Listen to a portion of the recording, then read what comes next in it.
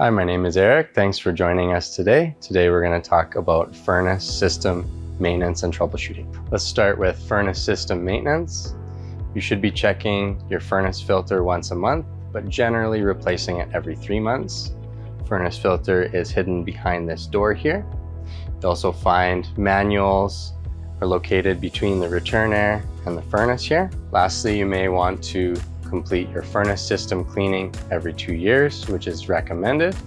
If you have pets in the home, you may consider doing it once per year. Now we're going to inspect the furnace filter. You may start off by turning off the furnace switch here. This switch may be located on the wall instead. Now we're going to move down to the furnace cover. So this door just pulls off. You can see it is labeled with some information here. This has the furnace filter size, as well as the airflow. Also has a contact number for our heating contractor. You can pull the furnace filter out by using this tab here. You may find it's hard to remove fully or insert. Just be sure not to force anything. Each of your filters will be labeled with the size. This particular filter is a 20 by 25 by 4.5. It also has an arrow indicating the airflow. This filter looks nice and clean, so we're going to slide it back in and put the cover back on. This arrow should be pointing directly at the furnace.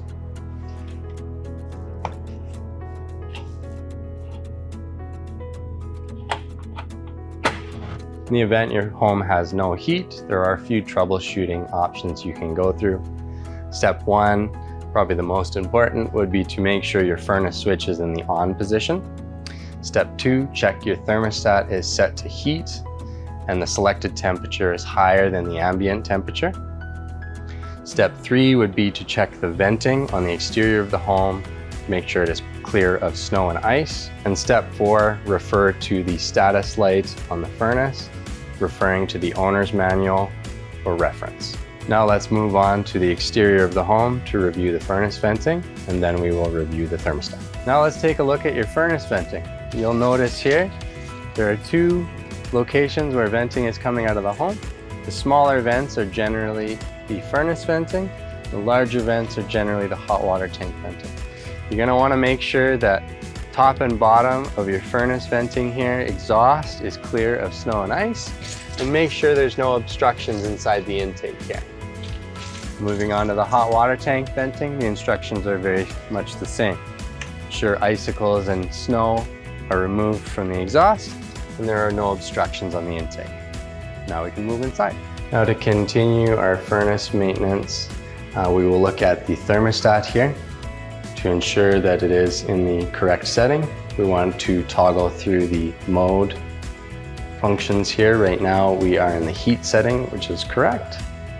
Our ambient temperature in the home is 21 degrees and we currently have it set to 20 degrees. Currently this will not call for heat because our temperature is higher than what we're calling for.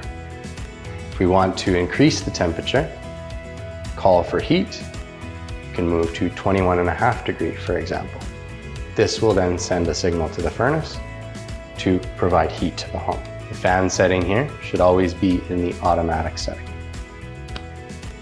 That concludes everything for the thermostat.